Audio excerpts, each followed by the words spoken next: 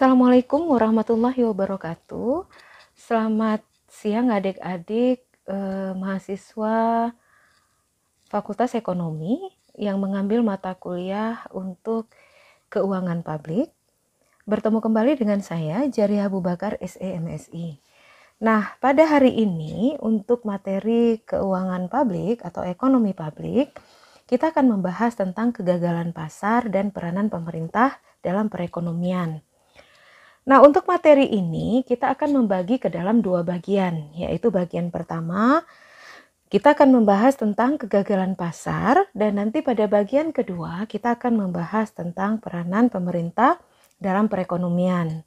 Nah, kenapa saya membagi ke dalam dua bagian? Hal ini saya lakukan agar mahasiswa lebih gampang untuk memahami topik ini step by step atau bagian per bagian.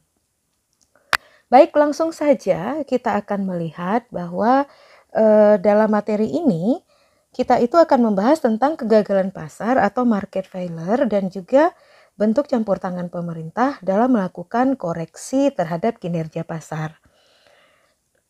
Sistem pasar dianggap gagal mencapai efisiensi disebabkan karena hadirnya faktor-faktor seperti adanya faktor atau unsur ketidaksempurnaan pasar, kemudian adanya barang publik, kemudian ada masalah eksternalitas. Nah, untuk masalah eksternalitas ini sendiri sebenarnya dibagi atas dua. Ada eksternalitas negatif dan juga ada eksternalitas positif. Kemudian juga ada permasalahan untuk pasar yang tidak lengkap. Kemudian ada kesenjangan pendapatan, kegagalan informasi, serta informasi yang tidak sempurna. Nah, sangat diharapkan bagi mahasiswa setelah mempelajari video ajar ini dapat menjelaskan faktor-faktor penyebab terjadinya kegagalan pasar. Kemudian juga bisa mengetahui apa saja bentuk campur tangan pemerintah dalam mengatasi kegagalan pasar, serta penyebab gagalnya peran pemerintah dalam melakukan intervensi perekonomian.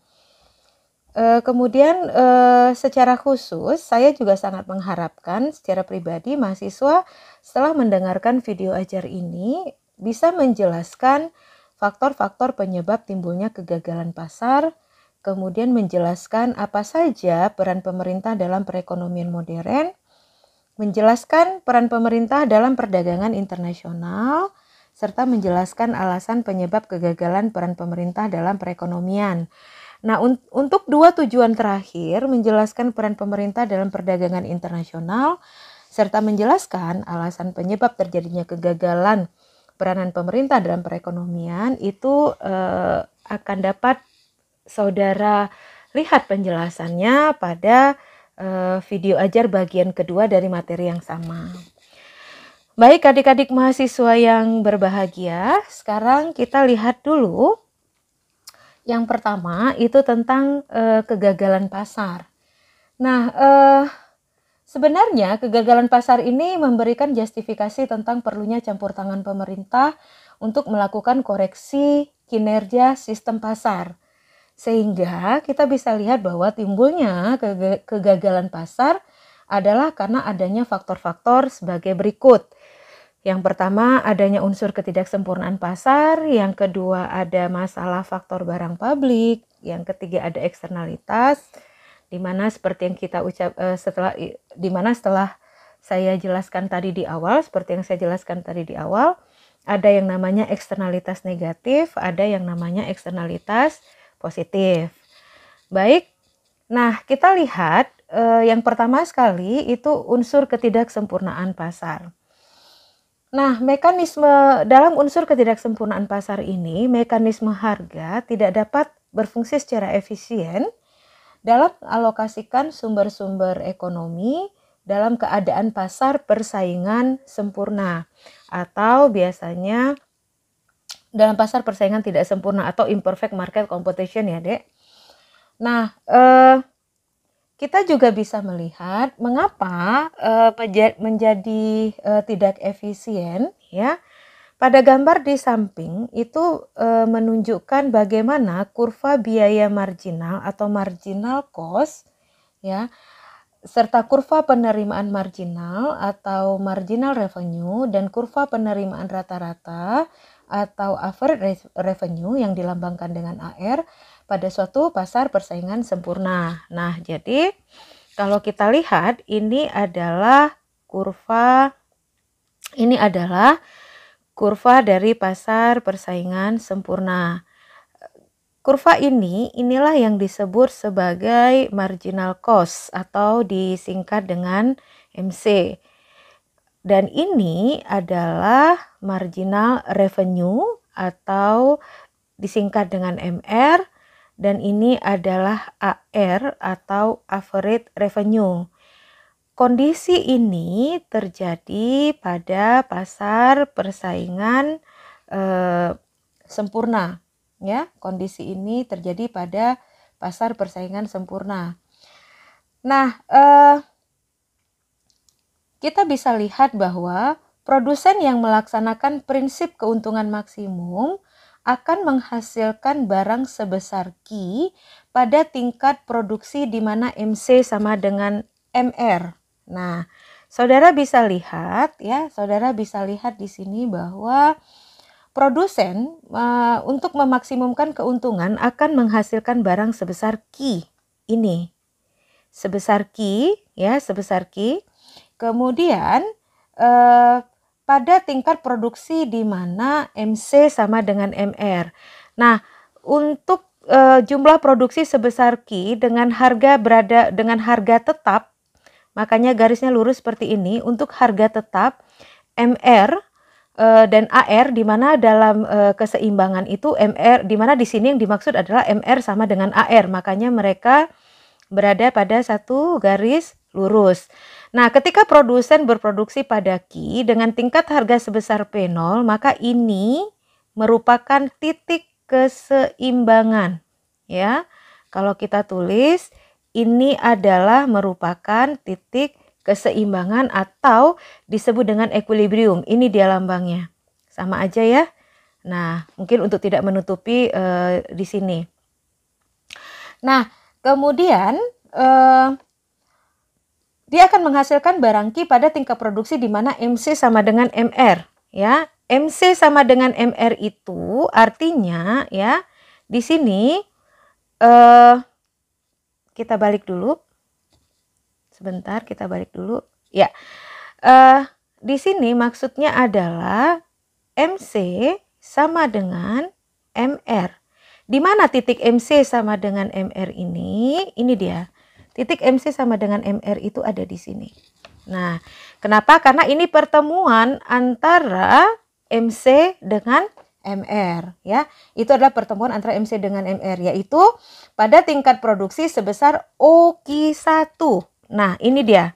Pada besar tingkat produksi dari OQ1, ya, sebesar OQ1.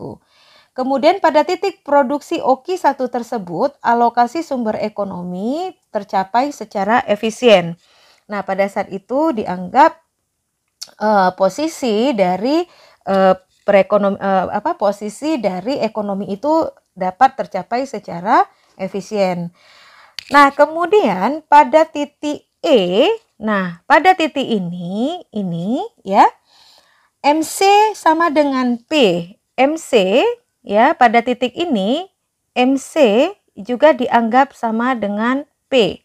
P ini adalah harga, ya, adalah harga. Nah, ini dia harganya sebesar P0. Oke. Nah, MC sama dengan P yang berarti bahwa produsen menetapkan harga sesuai dengan tambahan biaya yang diperlukan untuk menghasilkan 1 unit terakhir atau MC.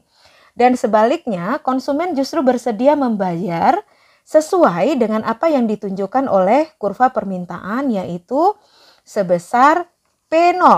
Nah, sebesar P0 per unit barang atau AR sama dengan P. Jadi bersedia membayar sebesar P0 ya untuk per unit barang. Per unit barang itu adalah AR sama dengan P. Ya. Jadi AR itu average revenue, P itu adalah harga gitu ya. Sehingga dengan demikian maka jumlah harga yang diminta oleh produsen sama dengan harga yang akan dibayar atau dikehendaki oleh konsumen.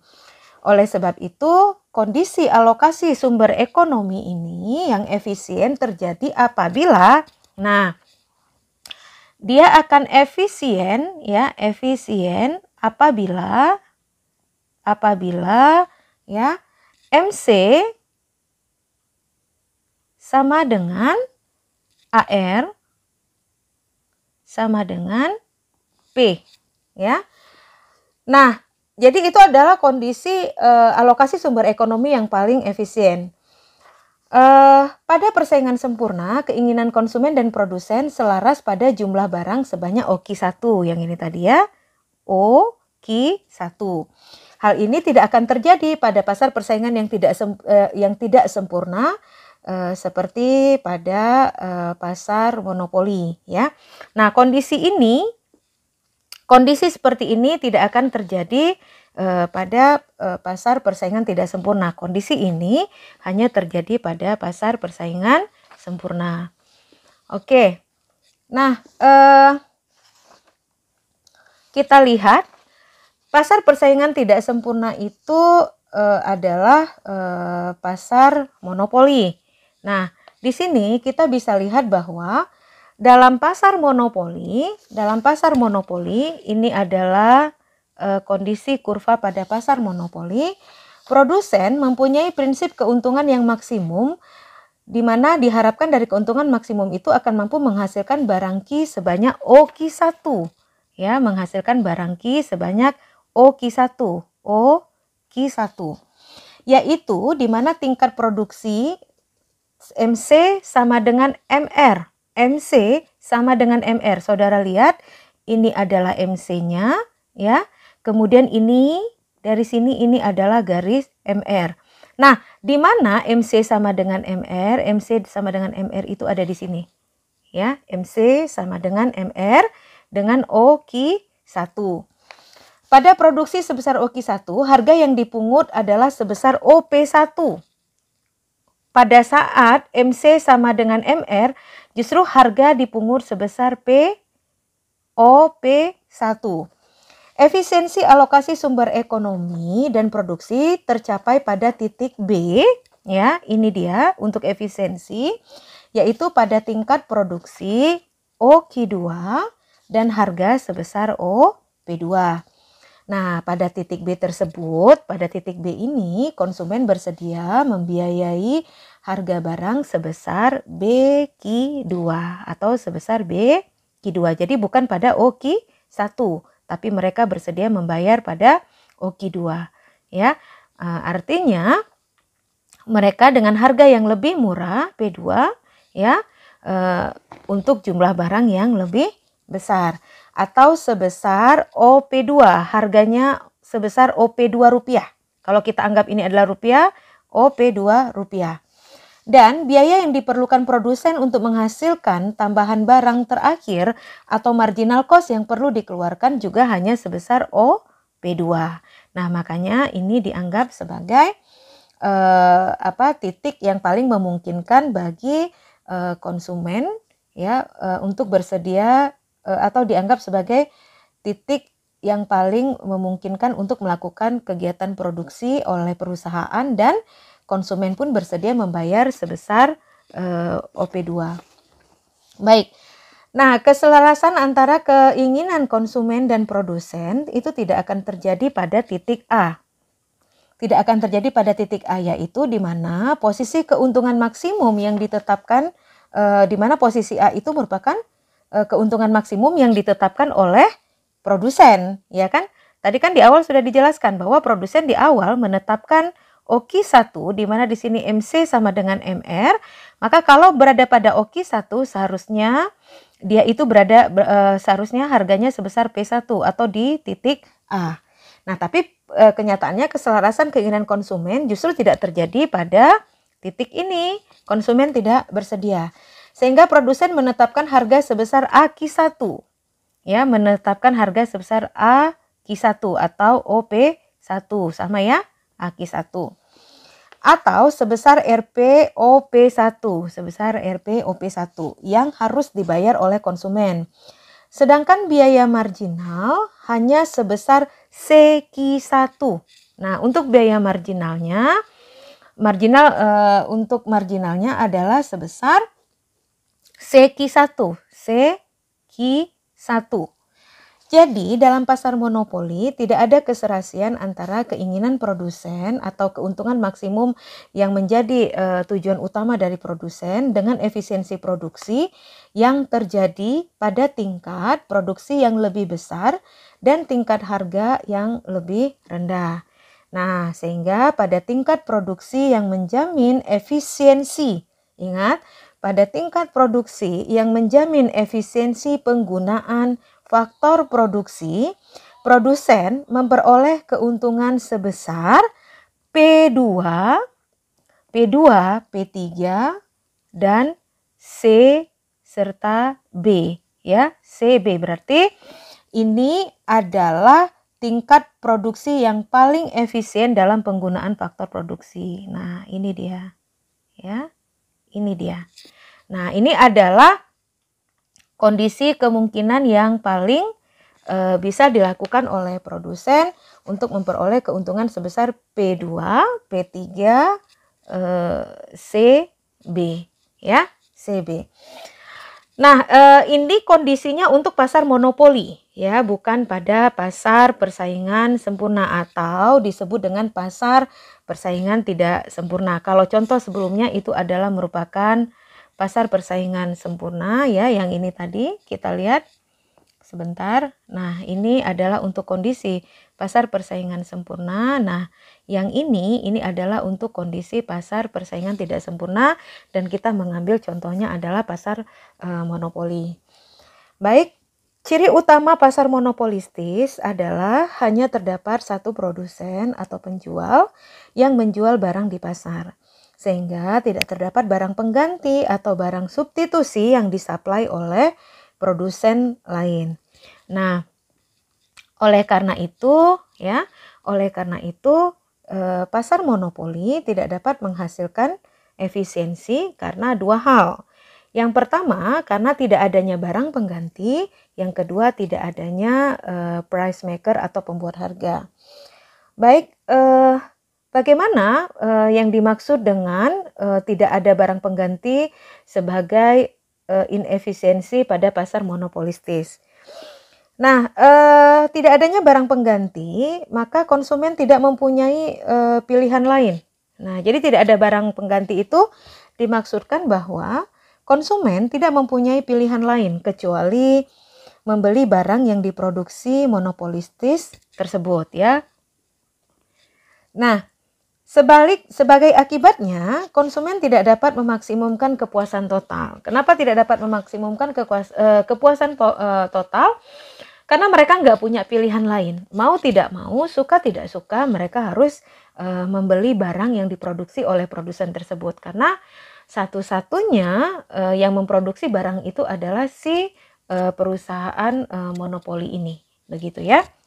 Nah, yang kedua itu adalah price maker atau pembuat harga. Monopolistis atau monopolis dapat menentukan harga lebih tinggi dibandingkan ongkos marginalnya. Kenapa demikian? Karena monopolistis adalah pembuat harga atau price maker. Mereka yang menentukan harganya. Di lain pihak, efisiensi hanya dapat dicapai jika pasar persaingan atau pasar bersaing secara sehat dan setiap produsen itu boleh memproduksi barang ketika harga barang sama dengan ongkos marginalnya. Jadi seharusnya efisiensi itu akan dicapai kalau pasar itu bersaing secara sehat gitu. Jadi tidak bersaing secara monopoli. Nah, kalau bersaing secara monopoli kan sebenarnya persaingannya itu tidak sehat gitu, ya. Jadi mereka hanya ingin untuk mereka sendiri. Nah, kalau di kalau di dalam kondisi real, kita bisa lihat kalau di Indonesia itu yang dimaksud sebagai pasar monopoli itu seperti PLN. PLN itu pasar monopoli. Mereka monopoli. Nah, monopoli yang ditetapkan oleh pemerintah. Karena sebagaimana yang pernah kita pelajari pada ekonomi mikro, bahwa ada beberapa faktor penyebab terjadinya pasar monopoli. Yang pertama itu karena ada keunggulan sumber daya alam, yang kedua ada keunggulan sumber daya manusia, skill atau kemampuan seseorang untuk membuat suatu benda atau suatu barang yang memiliki nilai ekonomi. Kemudian yang ketiga adalah karena ada faktor regulasi atau kebijakan pemerintah. Nah, jadi seperti contoh yang saya ucapkan tadi, di Indonesia monopoli itu salah satu contohnya adalah PLN. Nah, jadi PLN itu menjadi seorang monopolistis karena faktor regulasi pemerintah. Dan regulasi pemerintah ini juga itu didasarkan pada pasal 33 ayat 1, 2 dan 3 Undang-Undang Dasar 1945, di mana faktor-faktor yang menguasai hajat hidup orang banyak itu dikuasai oleh pemerintah dan digunakan sebaik-baiknya untuk kesejahteraan masyarakat. Lebih kurang begitu isi pasal 33 itu ya. Oke. Nah, kita lihat bahwa pada era Orde Baru terdapat sekelompok kecil pengusaha kuat yang mendorong timbulnya konglomerasi yang bersifat monopolistis dan melahirkan persaingan yang tidak sehat. Apa akibatnya? Akibatnya sistem pasar pada saat itu akan mengalami distorsi sehingga memunculkan inefisiensi, di mana akibat kemunculan inefisiensi ini selanjutnya berimbas pada krisis ekonomi dan berkembang menjadi krisis multidimensi. Sehingga agar situasi pasar dikembalikan menuju iklim persaingan yang hebat, maka di era reformasi pemerintah mengeluarkan Undang-Undang Nomor 5 Tahun 1999 tentang larangan praktek monopoli dan persaingan usaha tidak sehat, atau disingkat dengan Undang-Undang Anti Monopoli. Nah, tujuan dari Undang-Undang Anti Monopoli ini adalah untuk menciptakan sistem ekonomi pasar dengan distorsi harga yang seminimal mungkin sehingga alokasi sumber daya di perekonomian dapat berjalan secara lebih efisien. Nah, itu pada masa reformasi ya, Dek, dilarang untuk melakukan praktek monopoli dan persaingan usaha tidak sehat. Nah, bagaimana kalau seandainya terjadi pelanggaran atas Undang-Undang Anti Monopoli ini? Nah, pelanggaran atas Undang-Undang Anti Monopoli tersebut dapat dilihat dari dua sisi ya, yaitu yang pertama, sudut pandang pangsa pasar. Nah, dilihat dari sudut pandang pangsa pasar, suatu badan usaha dikatakan melanggar Undang-Undang Anti Monopoli jika badan usaha tersebut menguasai di atas 50% dari kemungkinan pangsa pasar barang yang tersedia. Nah, apabila mereka menguasai lebih dari 50%, maka mereka akan mendapatkan sanksi dari Undang-Undang Anti Monopoli. Kemudian yang kedua adalah dari sisi perilaku badan usaha. Nah, pelanggaran Undang-Undang Anti Monopoli terjadi jika badan usaha tersebut berkembang menjadi besar dan kuat dengan cara membentuk trust atau membentuk kartel dan berbagai praktek monopoli lainnya. Tapi, Undang-Undang Anti Monopoli tidak melarang perusahaan untuk tumbuh dan berkembang menjadi besar, asalkan pertumbuhan tersebut dicapai melalui efisiensi, harga yang kompetitif, strategi pemasaran yang sehat, dan kebijakan perusahaan yang efektif lainnya. Nah, jadi meskipun ada undang-undang anti monopoli, tetapi pemerintah tidak menutup kemungkinan kalau seandainya perusahaan itu mau berkembang ke arah yang lebih besar, tentunya untuk mengedepankan yang namanya efisiensi, harga yang kompetitif, serta strategi pemasaran yang sehat ya. Oke, next kita lihat yang kedua itu tentang barang publik.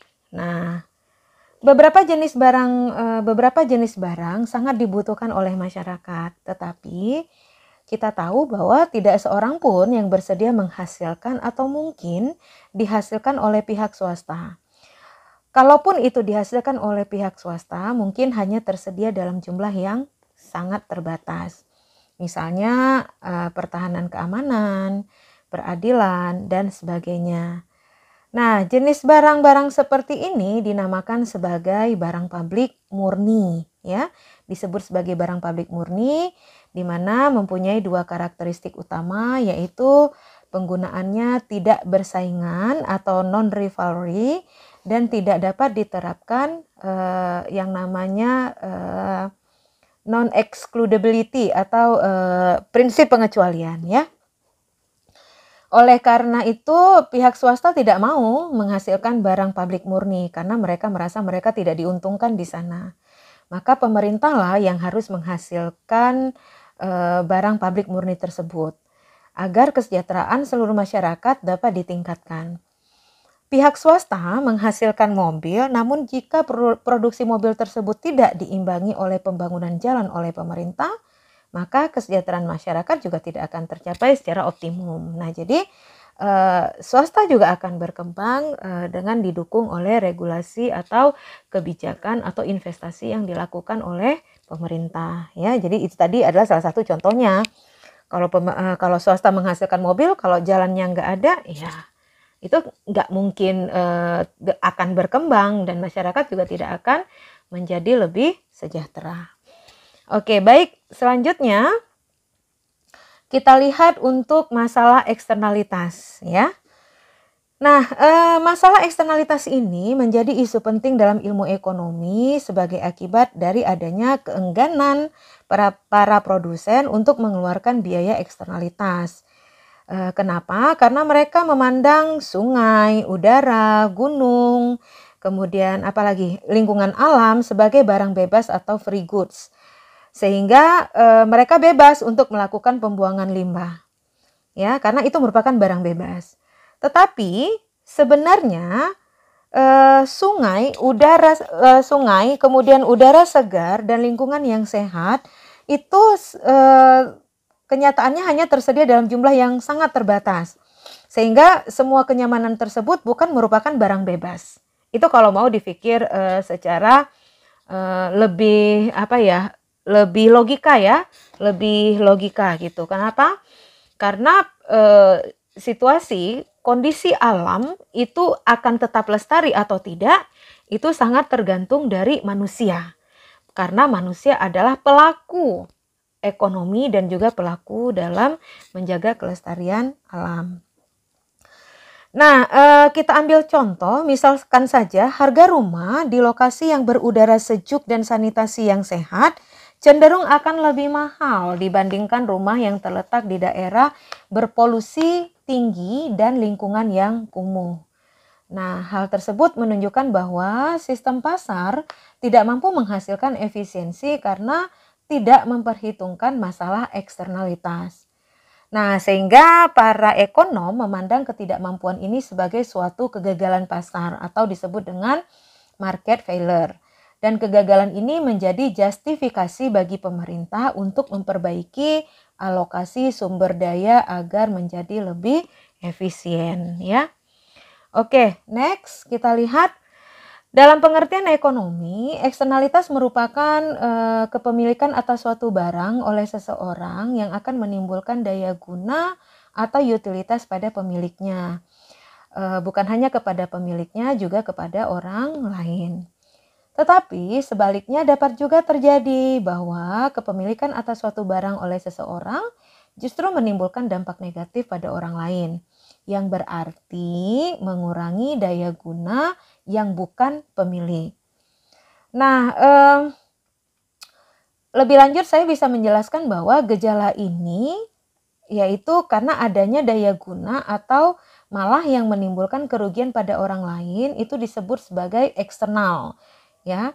Disebut eksternal karena mekanisme pasar tidak dapat memasukkan semua biaya, ya, semua biaya di dalam biaya ketika atas kepemilikan pribadi akan menyebabkan berkurangnya daya guna bagi orang orang lain. Nah, di sana ada yang namanya biaya. Biaya seperti apa? Yaitu biaya sosial, di mana biaya yang sebenarnya dari barang tersebut dalam penentuan harga barang atau true cost. True cost. Jadi, ketika seseorang memiliki kepemilikan pribadi dan tetapi mengakibatkan mengurangi ya daya guna bagi orang lain, maka di sana otomatis muncul yang namanya faktor eksternal dan juga secara otomatis muncul yang namanya biaya sosial.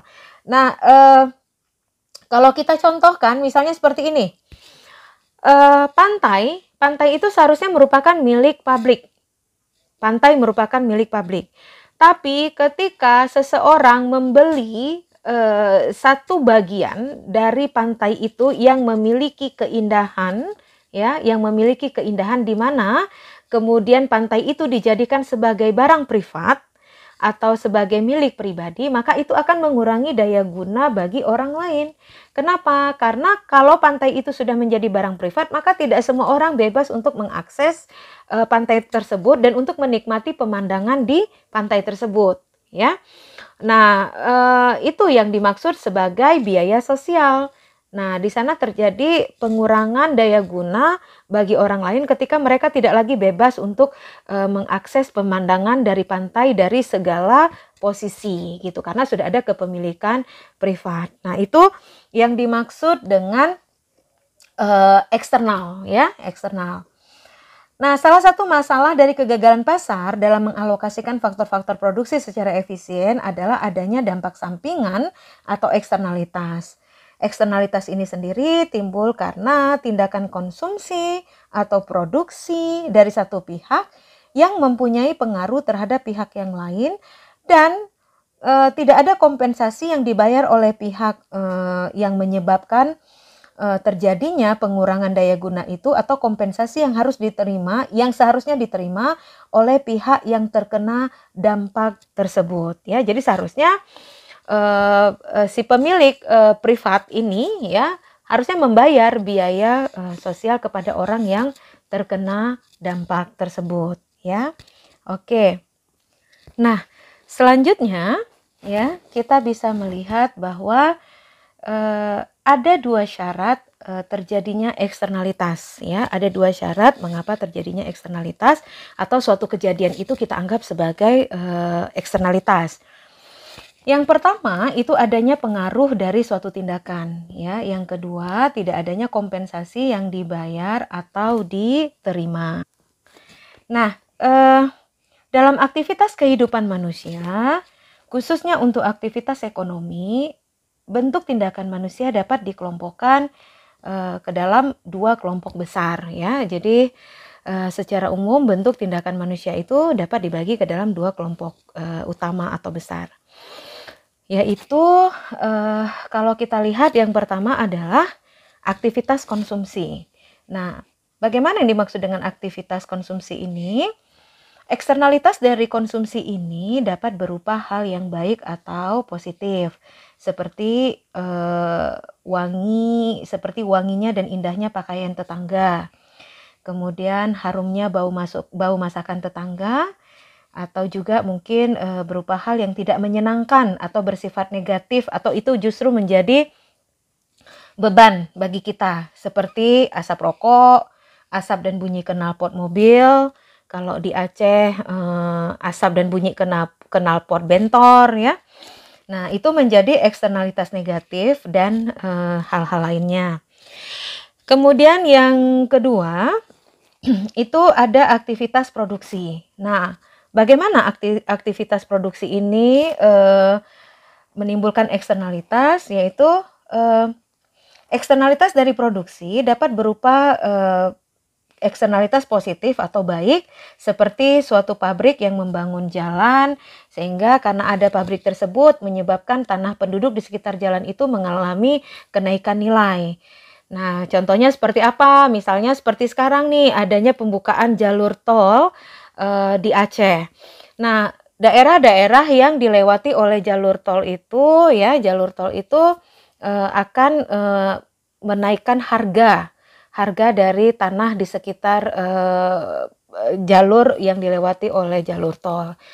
Bukan hanya itu, kalau seandainya, dibuatnya jalan baru atau jalan desa ya, yang tadinya hanya seperti jalan tikus, sulit untuk dilewati orang, kemudian dibuatkan jalan yang bagus, lebih lebar, sehingga, transportasi ke daerah tersebut menjadi lancar, maka itu juga akan menaikkan nilai tanah yang ada di daerah yang bersangkutan. Nah, selain itu indahnya arsitektur bangunan atau, berupa hal-hal yang tidak, atau bisa juga hal-hal yang tidak menyenangkan atau kita sebut sebagai beban negatif atau beban, atau eksternalitas negatifnya.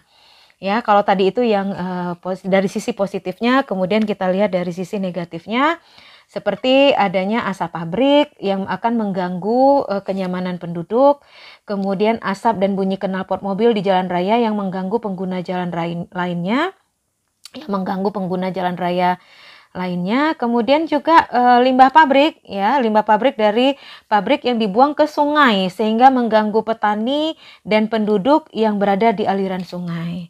Dan, juga bisa ada faktor-faktor, lainnya ya. Oke, next kita lihat, ini adalah karakteristik eksternalitas, yang dibuat dalam bentuk skema. Jadi ya, ini adalah skema ya, skema dari,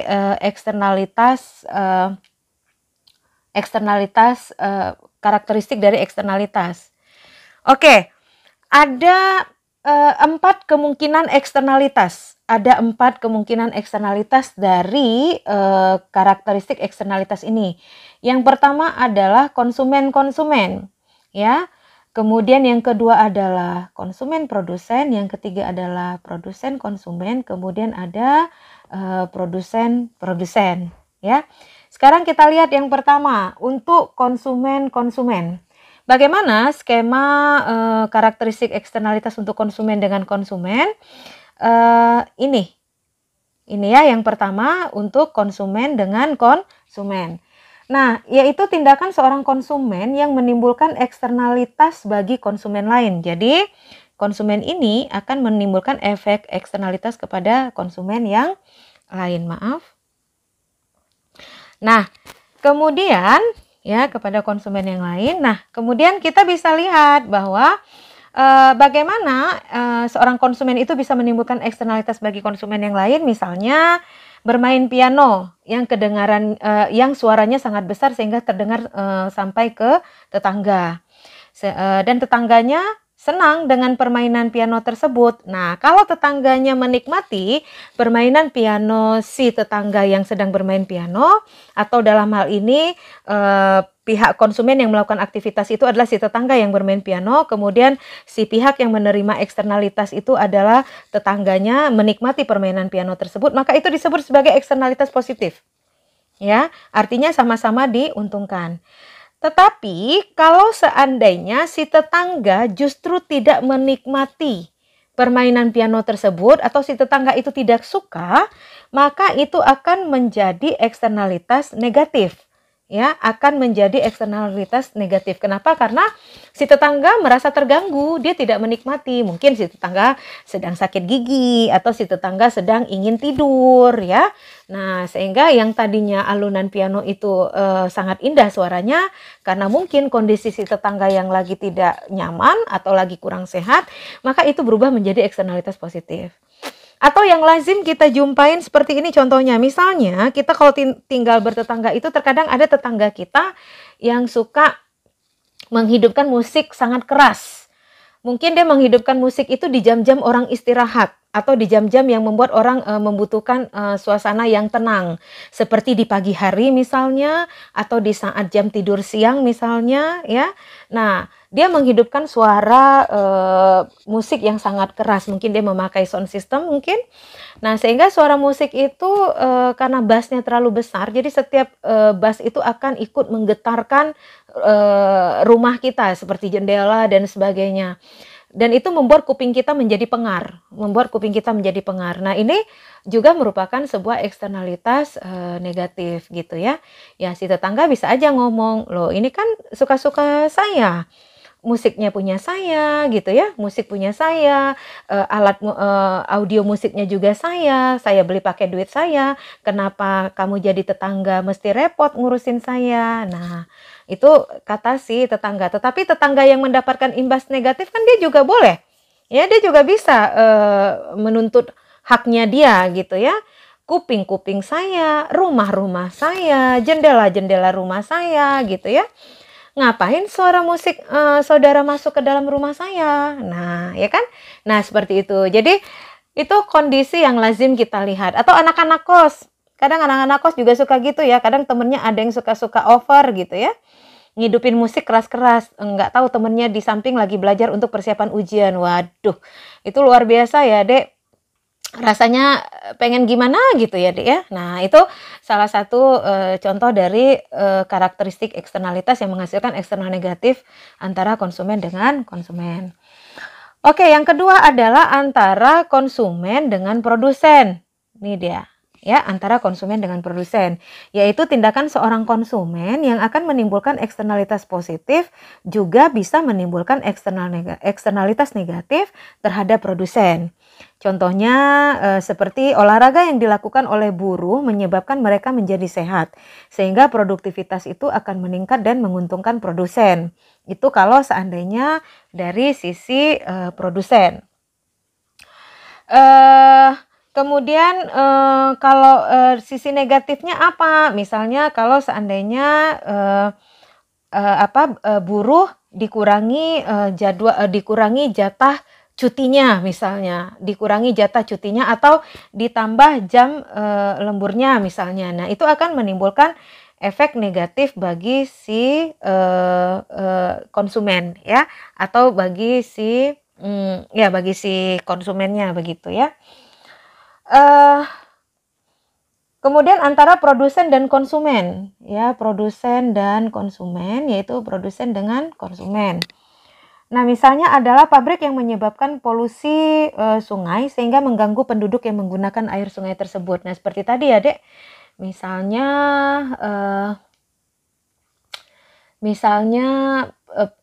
mereka mengurangi, misalnya mereka membuang limbah pada sungai tersebut gitu ya. Oke, saya masih kepikiran untuk contoh yang kedua tadi, efek negatif dari konsumen dan produsen, bahwa seperti pengurangan jatah cuti gitu ya, pengurangan jatah cuti itu akan menimbulkan efek negatif ke konsumen. Maksudnya seperti ini. Buruh menjadi tidak bahagia. Buruh menjadi tidak bahagia ketika mereka tidak lagi diberikan haknya untuk bisa istirahat. Sehingga untuk protes nggak mungkin gitu. Atau mungkin akibatnya itu akan menimbulkan protes besar-besaran dari para buruh. Kemudian buruh melakukan demonstrasi atau melakukan mogok kerja. Nah, kalau buruh melakukan mogok kerja, maka itu akan merugikan produsen. Kenapa? Karena pada saat itu akan terjadi pemberhentian produksi sehingga produksi bisa berkurang gitu. Nah, itu akan merugikan produsen ya. Nah, itu efek eksternalitas negatif. Oke. Nah, untuk yang ketiga tadi adalah antara produsen dan konsumen. Contohnya yaitu misalnya kalau produsen membuang limbah pada sungai, sementara sungai itu merupakan sungai yang dipakai oleh masyarakat untuk kebutuhan sehari-hari. Nah, itu akan menimbulkan ketidaknyamanan bagi konsumen atau bahkan mungkin menimbulkan kerugian besar yang mengakibatkan penyakit yang berbahaya bagi konsumen gitu ya. Contoh misalnya seperti kemarin ada kasus di daerah Aceh Barat yang mahasiswa melakukan demo besar-besaran terhadap penambangan emas, di mana di sana menimbulkan efek negatif, di mana air sungai itu terpolusi ya, tanpa sengaja atau tanpa disadari, memberikan efek polusi atau sungai itu menjadi tercemar dengan merkuri sehingga memberikan efek negatif kepada masyarakat. Nah, itu berita beberapa waktu lalu yang sempat kita baca pemberitaannya di media sosial atau di media massa. Kemudian yang keempat adalah antara produsen dengan produsen. Misalnya adalah sebuah pabrik yang menimbulkan polusi air sehingga mengakibatkan kenaikan biaya produksi perusahaan lain yang menggunakan air sebagai salah satu faktor produksinya. Jadi kalau seandainya ada dua perusahaan yang memakai satu sumber air yang sama, kalau sumber air itu tercemar oleh perusahaan A, maka itu tidak bisa atau mengurangi mengurangi kenyamanan atau produksi dari si perusahaan B yang juga memakai sumber mata air yang sama. Nah, eksternalitas menghasilkan dampak negatif atau negatif externality juga bisa menimbulkan dampak positif atau positif externality. Eksternalitas negatif muncul jika kegiatan produksi atau konsumsi mendatangkan kerugian pada pihak ketiga tanpa diberi kompensasi atau tidak diberi imbalan, ya. Oke, selanjutnya kita lihat eksternalitas negatif. Nah, kepemilikan seseorang akan barang tertentu, ya, akan barang tertentu itu memerlukan harga yang harus dibayar, yang dalam kehidupan sehari-hari dilakukan melalui mekanisme pasar. Barang-barang yang diperjualbelikan di pasar termasuk apa yang dikategorikan sebagai barang privat atau private goods. Sehingga dalam penentuan harga, produksi barang telah memperhitungkan semua biaya yang dikeluarkan. Tetapi hanya biaya yang dikeluarkannya itu untuk memproduksi dan mendistribusikan barang tersebut. Sehingga untuk transaksi jual beli yang melalui mekanisme pasar tidak mampu memperhitungkan dampak eksternal. Dalam hal adanya eksternalitas dalam suatu aktivitas, maka akan timbul yang namanya inefisiensi. Di mana inefisiensi itu akan timbul apabila tindakan seseorang mempengaruhi orang lain dan tidak tercermin di dalam sistem harga. Misalnya kalau kita ambil contoh adalah seorang pengusaha pemilik pabrik yang membuang limbah ke sungai dan menyebabkan orang-orang yang menggunakan air dari sungai tersebut menjadi sakit, seperti yang saya jelaskan sebelumnya. Sehingga dalam menentukan harga akan barang hasil produksinya, maka pengusaha tersebut tidak bisa memasukkan biaya yang dikeluarkan oleh masyarakat pemakai air sungai untuk pengobatan. Artinya seperti ini. Artinya si produsen karena dia mencemari sungai, maka dia wajib memberikan ganti rugi atau biaya sosial kepada si masyarakat. Nah, biaya sosial itu merupakan biaya tambahan di dalam proses produksi si perusahaan, ya, merupakan biaya tambahan yang dikeluarkan oleh si perusahaan atau produsen. Nah, ketika dia melakukan kegiatan, ketika dia sudah selesai, ya, sudah selesai untuk memproduksi barang tersebut dan dia menjual, seharusnya harga jual itu kan sangat tergantung kepada biaya produksi. Nah, tetapi karena si perusahaan itu mengeluarkan biaya tambahan untuk biaya sosial yang harus dikeluarkan bagi masyarakat yang terkena dampak polusi dari kegiatan produksi si perusahaan, maka dia menambahkan biaya tersebut ke dalam harga jual. Nggak bisa seperti itu tidak boleh dilakukan oleh si produsen. Kenapa? Karena ganti rugi terhadap masyarakat yang terkena imbas polutan itu merupakan murni kewajiban dari si produsen, ya. Jadi nggak bisa itu digeser kepada konsumen yang membeli barang dari hasil produksi si produsen tersebut. Nah, sehingga bagi seluruh masyarakat tidak akan tercapai suatu tingkat efisiensi yang optimum. Sehingga penentuan tingkat produksi oleh pengusaha hanyalah didasarkan pada analisis rugi laba perusahaan tanpa melalui atau memperhatikan pengaruh atau dampaknya terhadap seluruh masyarakat. Baik, lebih lanjut kita bisa lihat bahwa produksi atau konsumsi suatu barang akan membuat daya guna yang dinikmati orang lain meningkat, membuat daya guna yang dinikmati orang lain itu bisa meningkat. Hal ini disebut sebagai ekonomi eksternal atau eksternal ekonomi, atau sering juga disebut sebagai spillovers. Sedangkan bila produksi atau konsumsi barang tersebut menimbulkan kerugian buat orang lain, maka disebut sebagai disekonomi eksternal atau eksternal disekonomi. Nah, secara umum adanya eksternalitas tidak akan mengganggu tercapainya efisiensi masyarakat apabila semua dampak yang merugikan maupun yang menguntungkan, baik itu eksternal negatif atau eksternalitas positif, dimasukkan ke dalam perhitungan produsen dalam menetapkan jumlah barang yang ingin diproduksi. Nah, dalam hal ini efisiensi akan tercapai apabila MSC sama dengan PMC ditambah dengan MEC. MSB sama dengan MPB ditambah dengan MEB, di mana MEC adalah marginal external cost, MEB adalah marginal external benefit, kemudian MSC adalah marginal social cost. Ya, kemudian PMC adalah marginal private cost, MPB adalah marginal private benefit, dan MSB adalah marginal social benefit. Jadi, efisiensi akan tercapai apabila ya marginal social cost sama dengan marginal private cost ditambah dengan marginal external cost.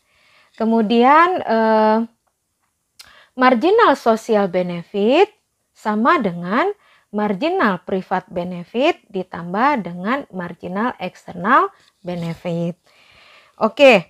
Nah, kasus eksternalitas produksi negatif itu dapat kita ambil contoh kasusnya adalah sebagai berikut. Misalnya, kita tahu bahwa efisiensi ekonomi akan tercapai apabila marginal social cost sama dengan marginal social benefit.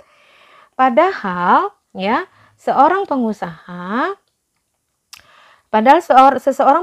tidak pernah bisa memperhitungkan marginal ekonomi marginal external cost, maaf ya. Seorang pengusaha tidak pernah memperhitungkan marginal external cost dan marginal external benefit dalam menentukan harga produknya dan tingkat produksinya. Oleh karena itu, seorang pengusaha menentukan harga produk dan tingkat produksi pada suatu tingkat di mana PMC sama dengan marginal private cost ya, itu sama dengan MPB atau MEC sama dengan 0 dan MEB sama dengan 0 ya.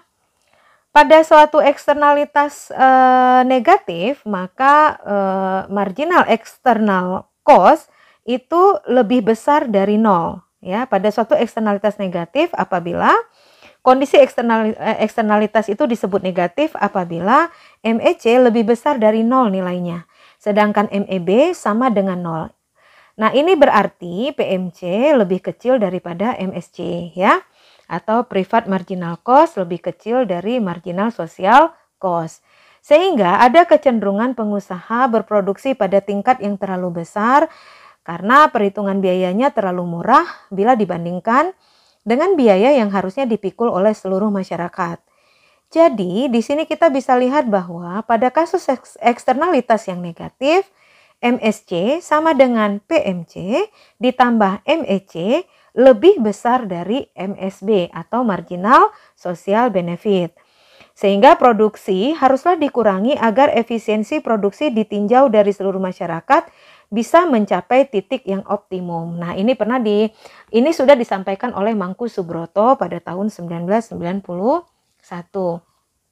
Nah, berikut kita bisa lihat kurva dari kegiatan eksternalitas produksi negatif tersebut. Nah, kurva permintaan menunjukkan manfaat masyarakat ya, kurva permintaan menunjukkan manfaat masyarakat, atau di sini kita bisa lihat ini adalah kurva dari MSB. Atas produksi semen ya, atas produksi semen, misalnya produksi semen. Tingkat output optimum terjadi pada tingkat produksi sebesar OQ1. Nah, ini tingkat output optimum pada tingkat produksi sebesar OQ1. seorang pengusaha akan cenderung menetapkan tingkat produksi sebesar OQ2. Ini tingkat optimum adalah OQ1, tetapi pengusaha ingin mencapai pada OQ2. Yaitu di mana kurva permintaan akan memotong kurva PMC. Ini adalah kurva permintaannya, dia akan memotong kurva PMC, ya. Sehingga tampak bahwa jumlah yang diproduksi terlalu banyak dibandingkan dengan tingkat produksi yang optimum, ya. Terlihat menjadi lebih banyak dibandingkan dengan tingkat produksi optimum, jelas. Karena tadi optimum OQ1, dia menjadi produsen melakukan OQ2 yang memotong kurva PMC. Nah, masalah eksternalitas ini dapat diselesaikan oleh masyarakat sendiri, terutama oleh para pelaku penyebab timbulnya eksternalitas. Bila masalahnya tidak terlalu besar bagi kehidupan masyarakat, namun kalau masalah itu tidak menimbulkan masalah yang besar bagi masyarakat. Jadi kalau masalah itu bisa diselesaikan sendiri oleh si perusahaan, maka alangkah lebih baik perusahaan tersebut atau si pelaku penyebab timbulnya eksternalitas itu melakukan penyelesaian secara kekeluargaan. Tapi bila masalah eksternalitas tersebut sudah sangat besar pengaruhnya terhadap kehidupan masyarakat, maka penyelesaiannya harus dilakukan oleh negara sebagai pengayom masyarakat secara keseluruhan, gitu ya. Nah, oke, ini tadi kondisi optimum OQ1 itu dia akan pada harga H1, ya, kemudian pada OQ2 itu pada harga H, sehingga di sini memotong PMC. Nah, untuk kurva MEC-nya adalah di sini. Nah, ini adalah untuk MSC, ya, sebentar. Nah, ini yang tadi ya, penyelesaian yang tadi, MSC sama dengan PMC ditambah dengan MEC pada titik ini. Oke. Nah, ini tadi yang memotong kurva PMC. Oke, baik. Next. Kita lihat. Nah,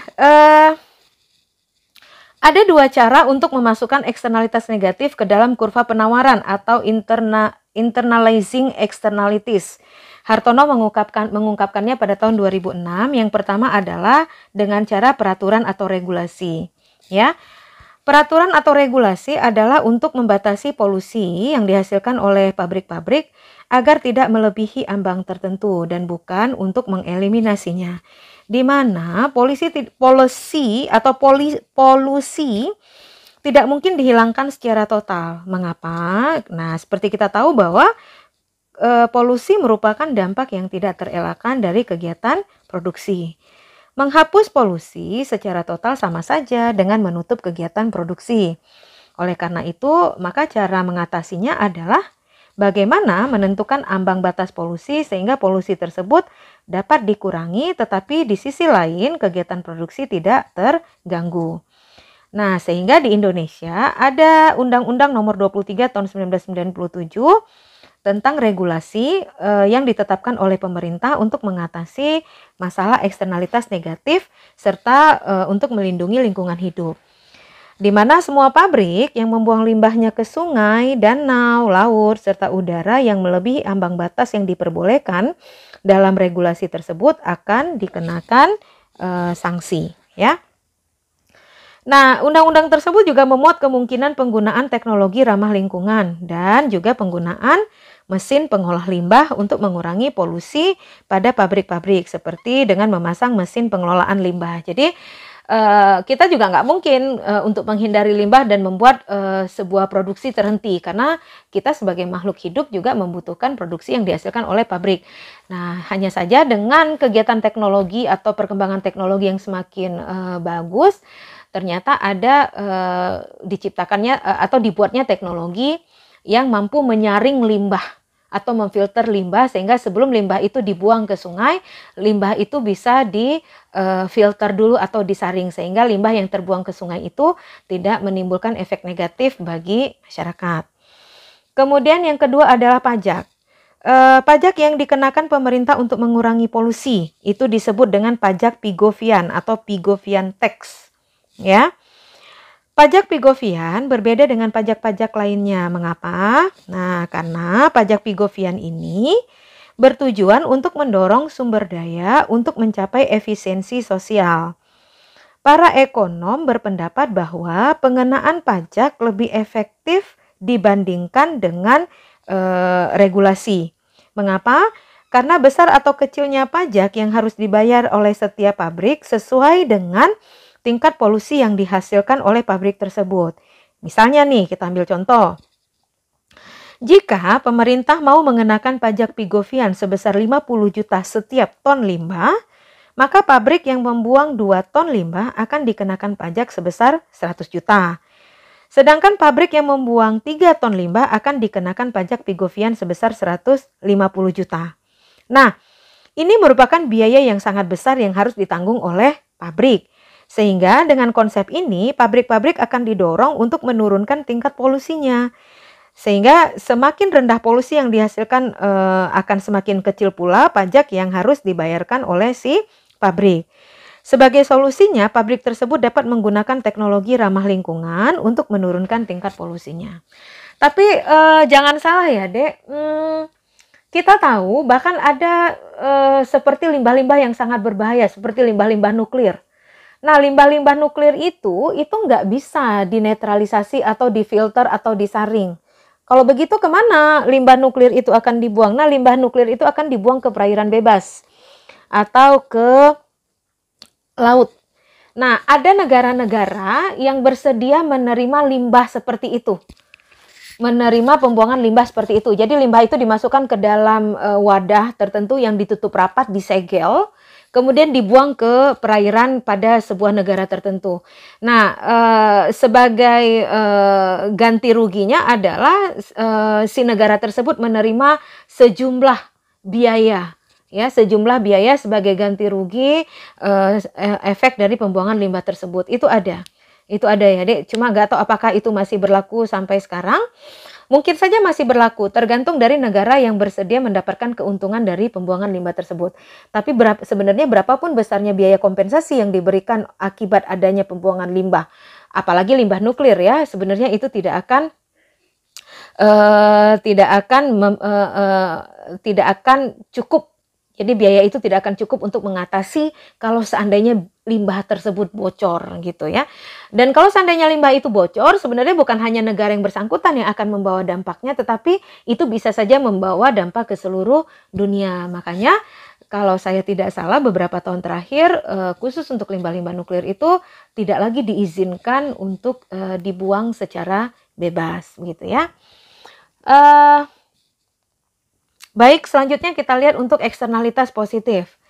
Nah, eksternalitas positif akan memberikan manfaat pada pihak ketiga tanpa memungut imbalan ya, tanpa memungut imbalan. Nah, pada gambar di samping kita melihat bahwa E0 adalah titik keseimbangan pasar untuk sekolah. Ya, kita lihat pada E0. Nah, ini merupakan titik keseimbangan untuk sekolah, pasar sekolah. Dengan Q0, ya, dengan Q0 sebagai jumlah sekolah yang tersedia dan P0 sebagai uang sekolah. Nah, sebenarnya titik E0 ini tidaklah efisien karena eksternalitas positif tidak dimasukkan ke dalam kurva permintaan D0. Ini eksternalitas positif, ya. Tidak dimasukkan ke dalam D0. Nah, atau manfaat pasar marginal MPM ya, nih D0 tadi ada pasar marginal di sini atau MPM, di mana kurva penawaran ditunjukkan oleh garis S atau OPM sebagai ongkos dari pasar marginal. Ini adalah ongkos dari pasar marginal.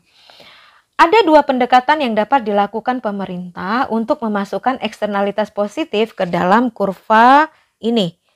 Ada yang bisa dilakukan oleh pemerintah untuk memasukkannya ke dalam kurva D0. Nah, bagaimana caranya? Yaitu melalui subsidi dan peraturan regulasi. Misalnya, pemerintah dapat memberikan subsidi pendidikan dalam bentuk beasiswa untuk memperbaiki kesejahteraan ekonomi dan sosial. Bukan hanya itu, pemerintah juga dapat menetapkan peraturan untuk memberi insentif pada munculnya eksternalitas positif. Contohnya peraturan pemerintah ini adalah program wajib belajar 9 tahun. Bukan hanya program wajib belajar 9 tahun, juga seperti contohnya sekarang kita melihat adanya program dana BOS ya, bantuan operasional sekolah. Nah, itu merupakan bentuk regulasi untuk menimbulkan eksternal, untuk memasukkan eksternalitas positif ya. Baik subsidi maupun peraturan di atas bertujuan untuk menggeser kurva permintaan ke arah kanan. Nih, untuk menggeser kurva ke arah kanan. Nah, kalau kurva itu bergeser ke arah kanan, berarti dia bergeser dari D0 menuju ke D1 ya. Berarti dia berubah dari D0 menuju ke D1. Nah, atau manfaat sosial marginal MSM ya, itu akan meningkat, atau manfaat pasar marginal akan berubah menjadi manfaat sosial marginal. Nih ya, manfaat pasar marginal akan berubah menjadi manfaat sosial marginal akibat adanya regulasi atau subsidi yang diberikan oleh pemerintah. Efisiensi sosial dicapai apabila sumber daya dialokasikan untuk memproduksi sekolahan sebanyak Q1. Nah, sebanyak Q1 dengan uang sekolah sebesar P1 ya. Oke, ini untuk eksternalitas positif. Nah, sekarang di sana ada yang namanya kesenjangan pendapatan. Hasil riset secara empiris menunjukkan bahwa kesenjangan kekayaan atau wealth inequality di masyarakat cenderung lebih besar bila dibandingkan dengan kesenjangan pendapatan atau income inequality. Mengapa? Karena faktor-faktor berikut. Yang pertama adalah karena faktor kemampuan alamiah, yang kedua karena faktor pendidikan, yang ketiga karena faktor security, dan yang ketiga adalah karena faktor warisan. Baik, selanjutnya kita lihat mengapa faktor kemampuan alamiah itu menjadi bagian dari kesenjangan pendapatan. Yang pertama, itu disebabkan karena kekayaan dapat berbeda karena adanya masih yang tadi ya. Oke. Nah, mengapa? Karena adanya faktor yang pertama tadi ada kemampuan alamiah, karena memang kekayaan dapat berbeda karena adanya perbedaan intelektual. Kemudian juga ada perbedaan fisik dan juga ada perbedaan motivasi. Misalnya seorang salesperson mendapatkan komisi atau bonus yang lebih tinggi dari sesama rekan profesinya disebabkan karena kepribadian orang tersebut cocok untuk jenis pekerjaan tersebut. Karena kalau menjadi seorang sales itu kemampuan berbicara, kemampuan untuk memikat pelanggan sehingga menarik dan mau membeli barang yang dihasilkan, itu sangat menentukan pendapatan bagi si sales ya. Kemudian yang kedua adalah karena faktor pendidikan. Nih, yang kedua adalah karena faktor pendidikan. Seorang dokter spesialis akan mempunyai kekayaan yang lebih banyak kalau kita bandingkan dengan seorang buruh bangunan. Mengapa demikian? Karena memang profesi dokter itu harus ditempuh melalui pendidikan formal yang waktunya jauh lebih panjang daripada untuk menjadi seorang buruh bangunan ya. Dan yang ketiga itu security. Nah, seseorang akan lebih menyukai jenis pekerjaan dengan resiko rendah dan juga aman atau job security. Walaupun dengan imbalan yang lebih sedikit, tetapi yang penting mereka merasakan aman gitu ya. Nah, berdasarkan alasan ini, banyak orang lebih mau memilih menjadi pegawai negeri yang dianggap menjadi lebih aman bila dibandingkan dengan menjadi seorang pekerja swasta. Karena pekerja swasta dianggap lebih besar resikonya bila dibandingkan menjadi seorang pegawai negeri. Yang ketiga, karena faktor warisan. Warisan dalam bentuk uang, tanah, dan aset lainnya itu dapat membuat kekayaan seseorang menjadi lebih besar bila dibandingkan dengan mereka yang sama sekali tidak punya warisan. Jadi misalnya nih ada dua orang pegawai negeri dengan gaji yang sama, kedudukan yang sama, tapi si A lebih kaya dibanding oleh si B. Karena si A memiliki transferan warisan ya. Jadi dia mendapatkan warisan dari orang tuanya atau keluarganya. Sehingga si A menjadi lebih kaya. Oke, next. Kita lihat ada yang disebut dengan pasar tidak lengkap atau incomplete market. Suatu pasar dikatakan lengkap apabila pasar tersebut mampu menghasilkan semua barang dan jasa yang biaya produksinya lebih kecil daripada harga yang mau dibayar oleh konsumen atau masyarakat. Tetapi, tahukah kalian semua bahwa ada beberapa jenis jasa yang tidak diusahakan oleh pihak swasta dalam jumlah yang cukup, walaupun jasa tersebut lebih kecil daripada apa yang mau dibayar oleh masyarakat atau konsumen. Kondisi seperti inilah yang disebut sebagai pasar yang tidak lengkap. Kalau kita ambil contoh, misalnya seperti asuransi untuk menghadapi suatu resiko tertentu. Dalam hal seperti ini, maka pemerintah harus menyediakan jasa tersebut. Contohnya seperti Badan Pembiayaan Jaminan Sosial atau biasa yang kita kenal dengan istilah BPJS. Ada BPJS Ketenagakerjaan maupun BPJS Kesehatan, ya. Oke. Next. Adanya kegagalan informasi. Pada beberapa kasus kita lihat bahwa masyarakat sebenarnya sangat membutuhkan informasi yang tidak dapat disediakan oleh pihak swasta. Misalnya untuk perkiraan cuaca. Mengapa perkiraan cuaca? Para petani dan pelaut sangat membutuhkan informasi mengenai perkiraan cuaca. Mengapa? Karena cuaca sangat menentukan jenis pekerjaan mereka. Mereka tidak akan bisa melaut kalau seandainya cuacanya buruk. Mereka tidak akan bisa bertani kalau seandainya perkiraan musim itu masuk kepada musim kemarau. Akan tetapi, tidak ada pihak swasta yang mau atau bersedia menyediakan informasi untuk perkiraan cuaca tersebut. Nah, sehingga dalam hal ini maka pemerintahlah yang seharusnya menyediakan informasi cuaca yang sangat dibutuhkan oleh masyarakat. Makanya kalau sekarang kita lihat ada yang namanya BMKG ya. BMKG itu yang menyediakan informasi untuk perkiraan cuaca bagi masyarakat yang membutuhkan. Oke, kemudian yang terakhir kita lihat informasi yang tidak sempurna.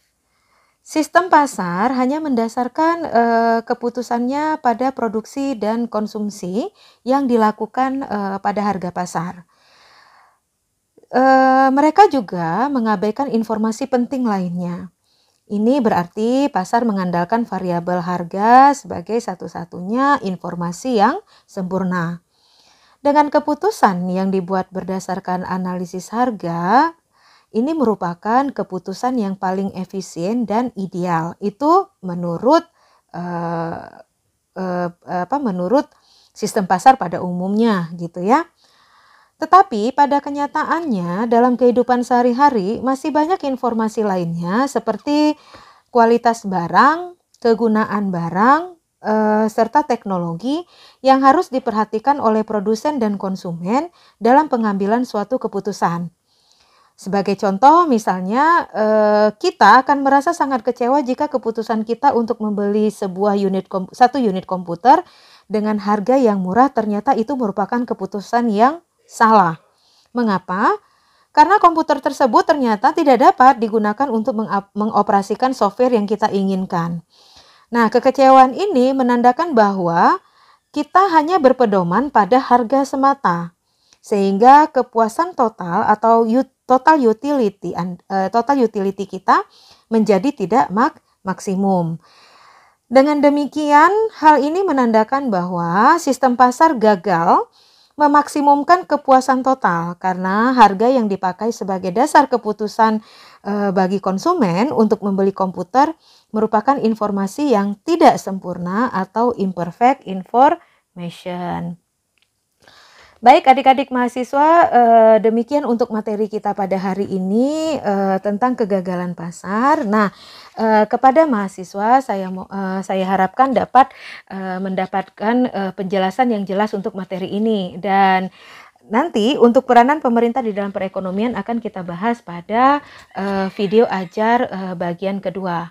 Nah, sebelum saya tutup, saya ingin menyampaikan kepada mahasiswa untuk dapat membuat tugas dari apa yang sudah saya sampaikan kepada mahasiswa untuk dapat membuat satu buah pertanyaan dan juga jawaban. Jadi saudara silakan membuat pertanyaan sekaligus dengan jawabannya dari materi yang sudah saya sampaikan. Nah, itu nanti akan kita kumpul pada saat kita ujian MITES, di mana untuk jawaban itu dapat dibuat dalam bentuk penjelasan. Panjang jawaban itu minimal 100 kata, untuk menjelaskan pertanyaan yang saudara buat. Jadi buatlah satu buah pertanyaan dan juga jawaban, di mana pertanyaan tersebut dalam bentuk penjelasan sehingga jawabannya bisa dibuat dengan minimal 100 kata. Baik adik-adik, terima kasih. Untuk pertanyaan lebih lanjut silahkan diajukan pada grup WAG kita. Dan lebih dan kurang saya mohon maaf. Billahi taufiq wal hidayah. Assalamualaikum warahmatullahi wabarakatuh.